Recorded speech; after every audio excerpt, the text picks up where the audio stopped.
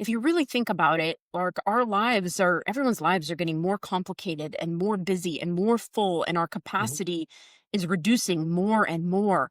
And so maybe it is bias of me to believe, because I've been in weight loss for so long. There's so much.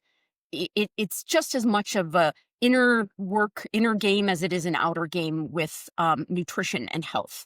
I can tell you what to do till I'm blue in the face, but actually integrating that into your life is a different story, and undoing those thoughts, beliefs, just really around the quick fixes, the magic pills, the comparison, the all or nothing thinking.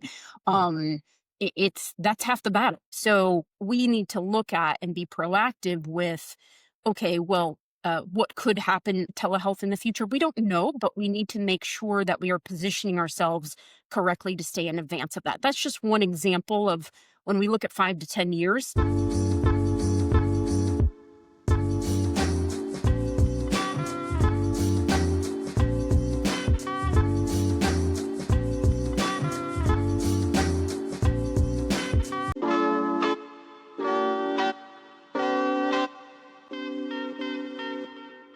Good morning. This is Wally Darling with the Darling Difference podcast, and today I'm joined with Maya Nara.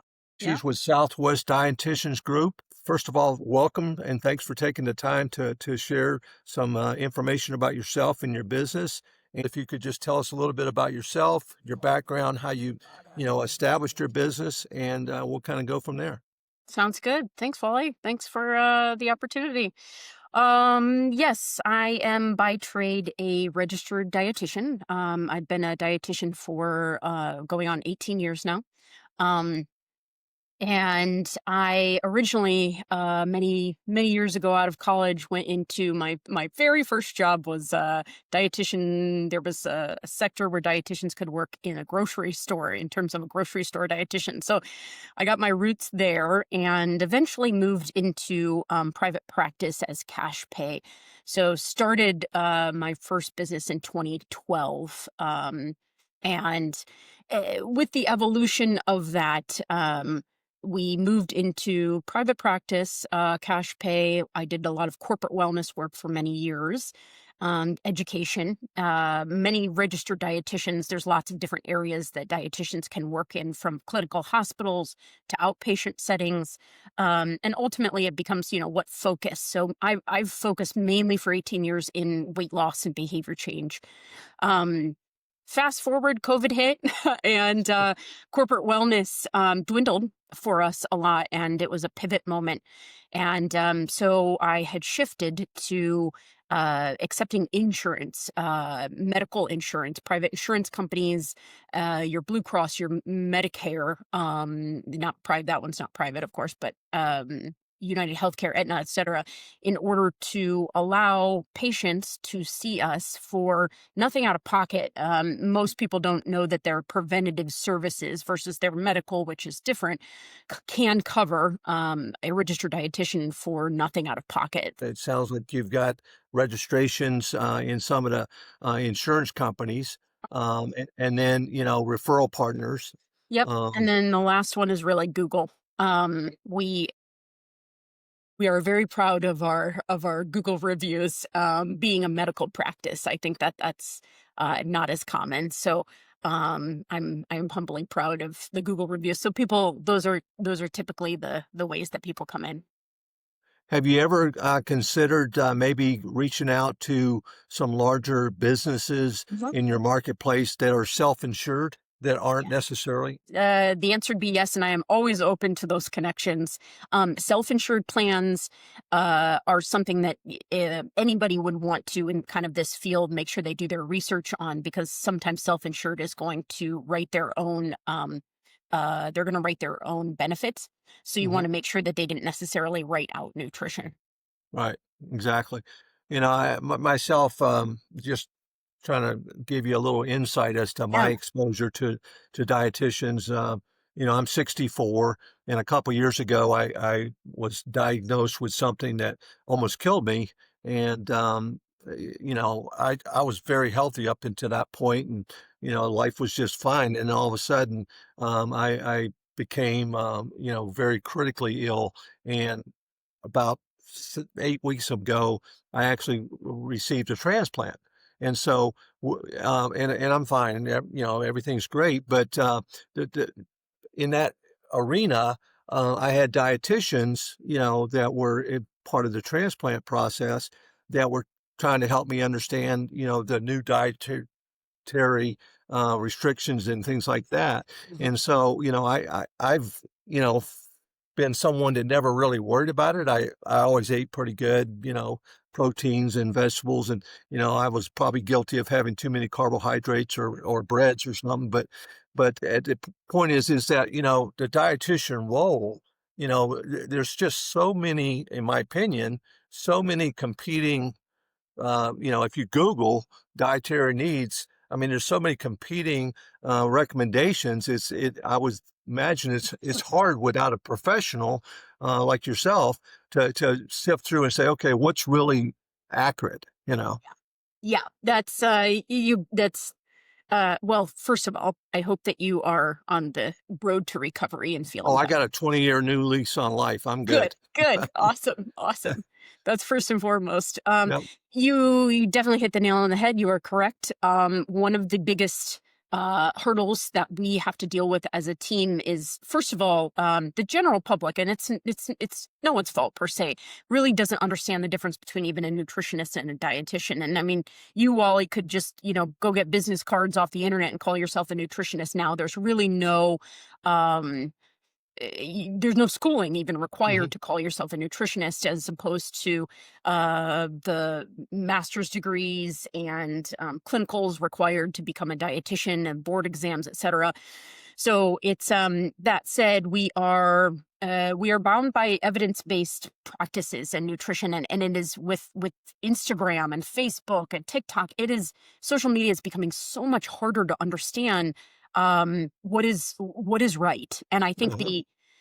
the questions that we always take, and something I really want to kind of expand people's thinking in this area, is there are evidence-based principles here. In one hand, we've got what can research tell us? So this is important to understand. Now, the real magic, it's not magic, but I like to say that way, is to understand, well, how do I take these evidence-based principles, and then how do I take your unique individual body and combine them for not only to understand what works for your unique individual body, more so, how do I help you change your habits so we find what works for your body and you do it for a lifetime? Because we all know knowing what to do and doing it can be two completely different things. Yeah, and the thing that I'm a consumer also, and I see all kinds of advertisements and stuff. And the thing that concerns me is it seems like there's always quick fix, and I'll pick on one. What is it, Ozempic or whatever? All these drugs that people that have nutrition or dietary concerns that they think they want to just take a little jab once a week or something, and it's going to fix everything. Yeah, I think we are. My partner and I just had the conversation about this last evening, and it's just ingrained. It's a kind of we have a TikTok brain now, and it's hard. It's really hard. And I have a great example. It's not uncommon, having worked in weight loss for 18 years. The conversation I hear a lot of times is someone will come to session and say, like, "Oh man, I only lost half a pound this week, and I was so good." And normal weight loss is half to 1 pound to 2 pounds per week, and we have that kind of magic pill fast, and it's just not the way it works. And I think deep down, and maybe it's bias of me to believe, but I think we know that deep down. Uh-huh. It's just we're pretty conditioned to have that kind of fast, and it just doesn't work that way. And the last thing I'll make mention of is, if you really think about it, our lives are everyone's lives are getting more complicated and more busy and more full, and our Mhm. capacity is reducing more and more. And so it's maybe it is bias of me to believe, because I've been in weight loss for so long. There's so much. It's just as much of a inner game as it is an outer game with nutrition and health. I can tell you what to do till I'm blue in the face, but actually integrating that into your life, is a different story, and undoing those thoughts, beliefs, just really around the quick fixes, the magic pills, the comparison, the all or nothing thinking. Yeah. It's that's half the battle. Yeah, I think that, culturally speaking, there's a lot of issues too. Mhm. Like for instance, my wife, she's 66 and very healthy, but you know, at 66, she's comparing herself to someone 36. And I'm like, wait a second, I think your doctor and everybody and myself, everybody knows you're very healthy, but it's that cultural, imprinting that goes on and the constant struggle of trying to balance, okay, what's your self-image and what's your, Yep. and I tell her all the time, I said, you're beautiful and you're healthy and you got a lot to be blessed for, but at the end of the day, you have to start with yourself. And I believe this. You start with yourself, and if you got to love yourself, then that's going to help you make those changes if necessary. Yeah, absolutely. Yeah, and it's you're an amazing supportive partner. It sounds like it's yeah, especially women. We know that there's three questions I always want someone to ask someone when they're looking to change their health, and I want them to graduate to that third question. Is there's what's right, which you can go to the internet for, and just careful with ChatGPT because AI pulls in all the information, whether it's right or wrong. So careful about that. And then there's what's right for me, and then, like, even in your wife's, case, any perimenopause, postmenopausal woman will tell you, "What's right for me right now?" Yeah. Because the 60s and 30s, those are 2 very different things. Like, what worked for me for my weight loss 10 years ago, does not work anymore. Yeah. Yeah, Yeah. and it doesn't help her, in her case, it didn't help the fact that, 20 years ago she was a buck 15 and, walking 5 miles a day and all this kind of stuff. And now, she thinks she's huge at 145. And I'm like, wait a second, you're 5'7", you're not huge. Okay. You know. So anyway, and culturally speaking, like I said, men don't seem to have as big of an issue with the cultural inputs you know? Yeah. Um, Some for do, me, some don't. yeah, I mean, Mhm. last 2 years, I went from 270 to 215, and it was all muscle atrophy and stuff, but it wasn't anything to do with diet or anything, it was the condition, and so now Oh, I'm I'm sorry. doing, physical therapy to get back, to where I can go do the things I need to do, like fly fish, you know, standing in a river and fly fishing with balance and confidence. So, talk a little bit about, the challenges with regards to, recruiting people Mhm. to Mhm. expand your business. Challenges with recruiting people, yes. Yeah, there definitely is. There definitely is. I formed thoughts around this in the very, very beginning. I think any maybe business owner in my position would tell you. I think in the very beginning with hiring and recruiting, I was terrible. I'm less terrible. um, you learn, Yeah. and you learn quickly, and the building the systems and processes are I don't know that, I think CEOs or visionaries kind of fall under different categories, and it is a muscle that I really had to I think a lot of business owners, there's not really a choice. You have to do what needs to be done in order to serve the mission, period. And so Mhm. I challenge myself to rise to that occasion, and systems and processes or challenge for me because it's not my strong suit and it has to be done. So having those things, everything from an employee handbook and um, uh, being able to have a ladder for dietitians to climb to strive for, all of those systems and processes were a challenge and have been put into place by just learning. Wasn't perfect from day one. What other are challenges? Finding people, finding people in general. I think every business owner could probably agree with that. Uh-huh. um, Quality and people. quality, Yeah. absolutely. Yeah. Um, Quality. I think the aligning someone with the values and mission, like at Southwest Dietitian Group, kindness and sustainable change, and root cause. And so, people coming from, say, a clinical scenario, outpatient can be very, very different. So, there's the soft skills and hard skills. Um, Uh-huh. Me learning that in the hiring process is also important as well. So, finding people, me getting better at hiring is important. Um, the work that certainly goes into training and hiring is quite a bit of output. Uh-huh. Quite a bit of output. So, what else? I would say those are the biggest challenges in hiring that we have. Do you find yourself, struggling with, what they're looking for? I mean, obviously, they're a dietitian, but, Mhm. they're coming out of maybe, say, a hospital environment or something where they've got all these Fortune 500 benefits and stuff, and Mhm. so, the pay scale versus the benefits and all, do you find Mhm. that being a challenge? Yeah, very good question. So, there definitely is more competition now for registered dietitians. I don't want to say all of healthcare because I don't know. There's more competition, I would say, for in terms of benefits, benefit packages, those kinds of things. That took me a little while to put together, and we have evolved to a place to offer. Be able to offer pay scales and pay raises, incentives in terms of bonuses. We have been able to evolve to a place to offer medical benefits. As well as 401k. So we certainly can offer that and do have that. And I think that, there is, competitively speaking, having done my research, I would say we're very competitive when it comes to pay, and we've had to work on that over the years, of course, with insurance reimbursement rates.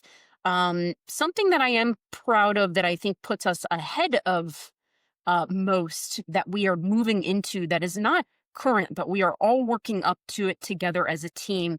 I think there's kind of two differentiation points that I'm hearing from my dietitians. The first one is that they like working for a smaller, more intimate team. Um, and secondly, something that we are on track, as long as all of our metrics continue to be hit, we are on track to begin profit sharing with the team. And so I am, I'm not here to be political in nature without being that way. I'm a little bit more democratic and liberal in my thinking. And this is not, I make more money. This is, as the business makes more money, we all share in that. And that's Mm.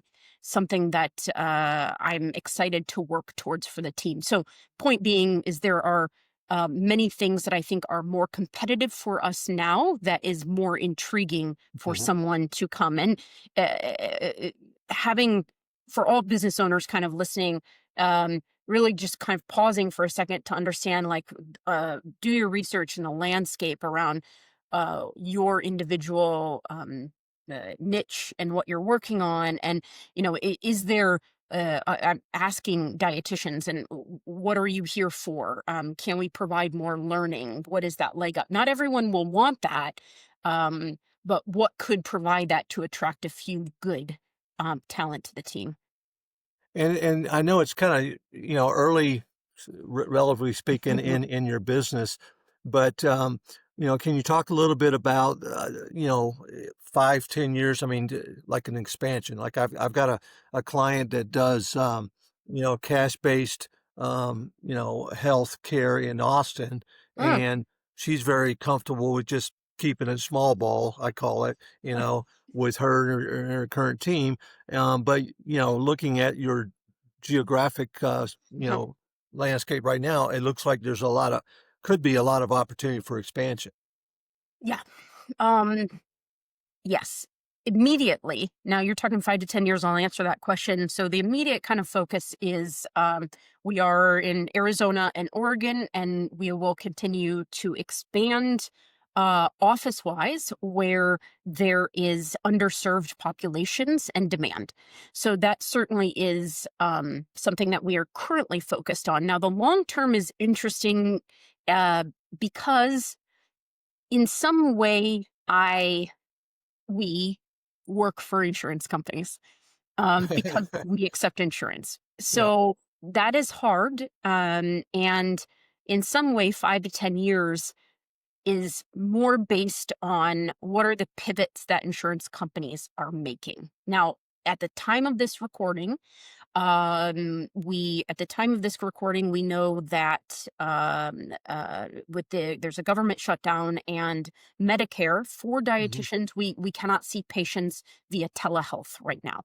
Okay. And so we need to look at and be proactive with, okay, well, what could happen? What could, air quotes, happen to telehealth in the future? We don't know, but we need to make sure that we are positioning ourselves correctly to stay in advance of that. That's just one example of when we look at 5 to 10 years. Um, I need to make sure that we're always just hopefully one step ahead of where the insurance companies could be taking us.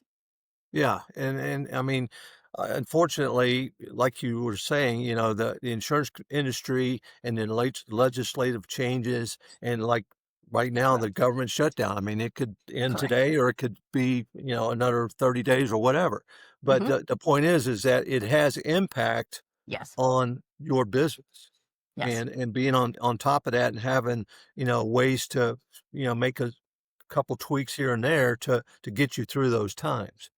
Correct. Yeah. Yeah. The small pivots. It's flexibility. I have had to grow into a role of remaining flexible, remaining calm, Yep. taking the day as it comes, and pivoting. And it's important that we collectively do it together as a team. So we go together. And just remaining in that space with people is so we're kind of on the journey together. Yeah, I understand. So, talking about your employees, I mean, and this expansion, and I know you alluded to some things, possibly profit sharing, things like that. Um, are you concerned, or is it on your radar? The ability to reward the people that are, key employees. Hmm. And maybe everybody on your team is a key employee, yourself included. But Hmm. trying to figure out a way to give them, a little bit more than maybe they might Hmm. be getting at a hospital group or whatever.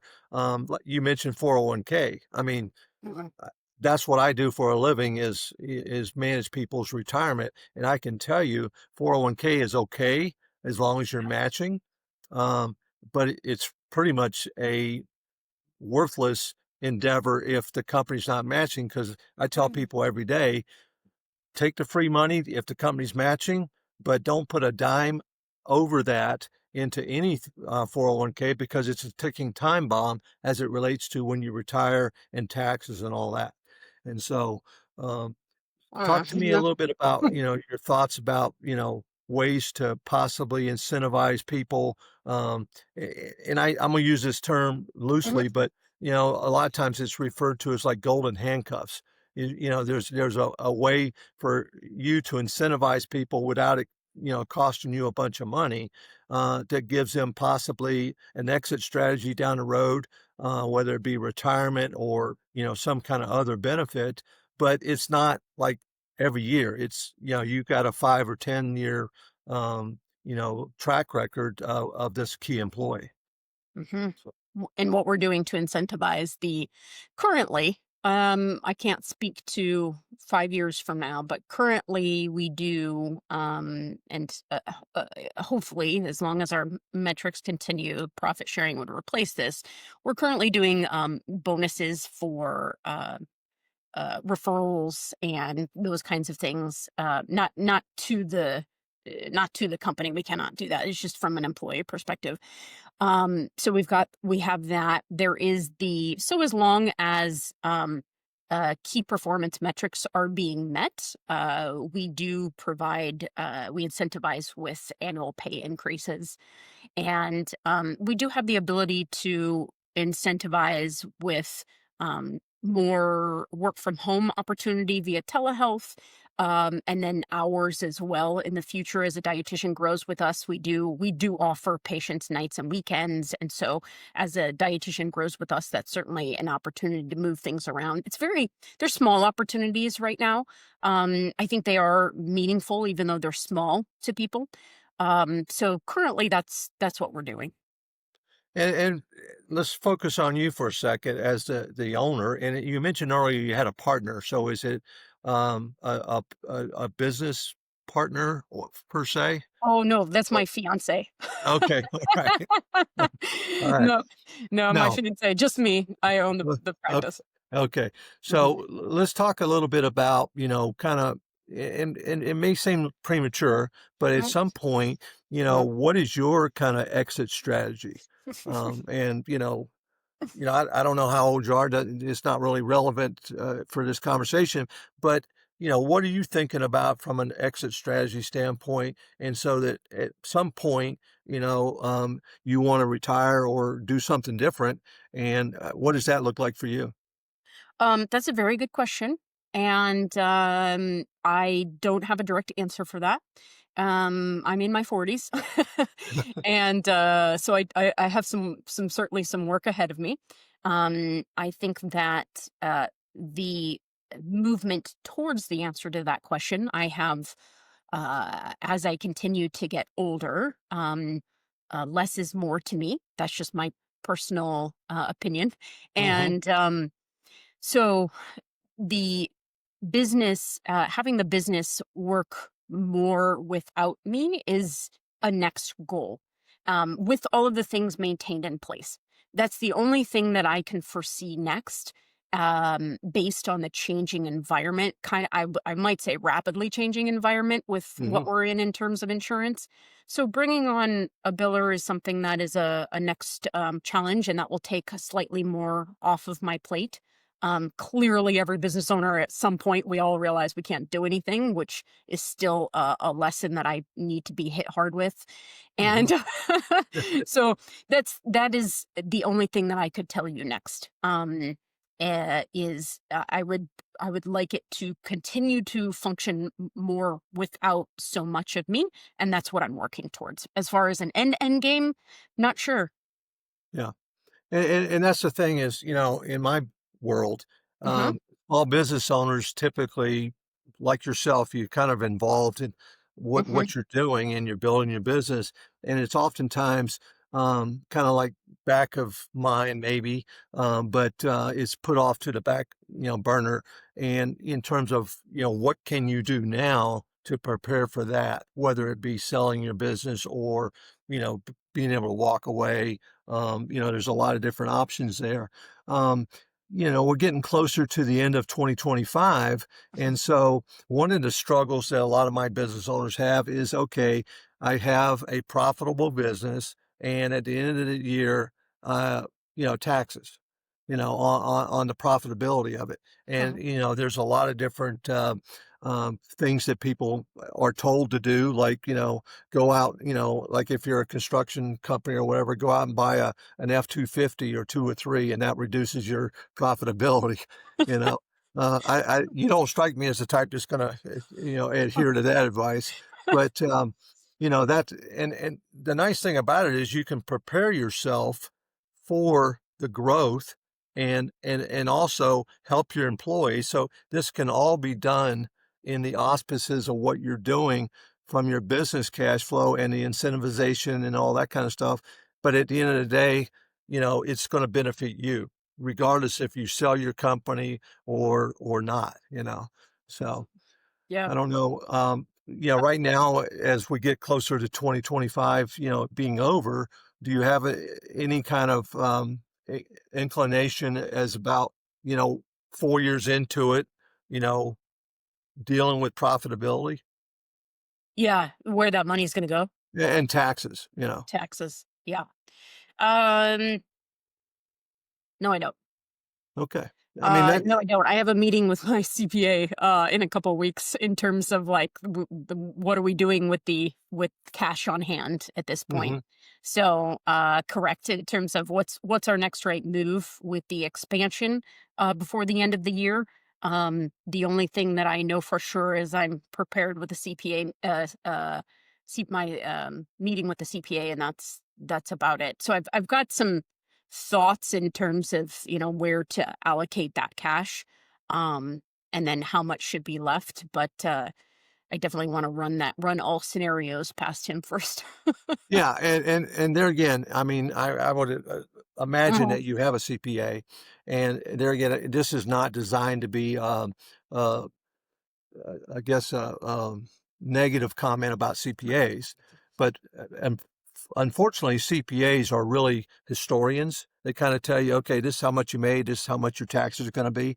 They mm, may have a little bit of short-term fixes, but mhm, long-term planning, CPAs generally don't have, mhm, any inclination, or really don't really have the knowledge base to talk about those types of things. And mm. so, you know, What is a good, instead of a historian and planner, what might be a good person to refer to? well, that's what my company does. Ah, Yeah, perfect, yeah, perfect. and so, and I'm not saying replace your CPA. Right.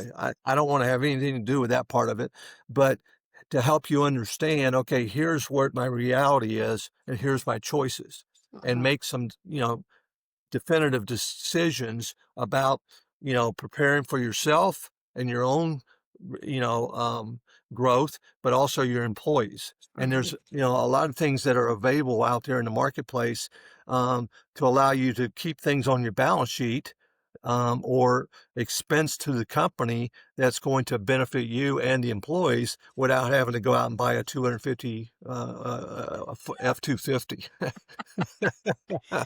yes, So, you know, absolutely. Those are places to explore and, look at, so thank you for that. yeah, absolutely. And as this goes on, I'm a resource that, we can Mhm, schedule some separate times to talk about that. Um, so, where do you see? And I want to make sure I understand mhm. the trend in the industry. I mean, do you see more and more um, dietitian type practices, or hospitals and insurance? I mean, there's a lot of variables, but do you see where it's a growth industry? Yes. There is a trend currently towards, uh, telehealth services by certain larger companies who are providing registered dietitian services. More national companies who are recruiting, hiring registered dietitians and billing insurance that way. So um, there definitely is a trend, and it makes it more competitive. We want to make sure we're always on top of every insurance company. Yes. Changes in like, as you mentioned, the legislation, that's very important. So as far as competition, it's there, and it's growing. I appreciate you sharing all this stuff with us today. If you would, tell me how someone would get a hold of you and or Mhm. your company, and if they saw this and they wanted to reach out and explore, a more direct type of relationship.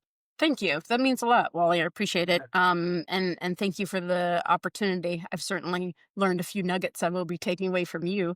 Um, Yeah, two capacities is always very, very helpful. Like if you're on one, the simplest is going to be if you're just an individual looking for a dietitian. 95% of our patients pay $0 out of pocket to see us. We are licensed in several states, so we can see patients across several states. And the first thing is our website. It's just southwestdietitiangroup.com, and we do initial insurance verification checks. So we have a HIPAA compliant form. Somebody can enter that.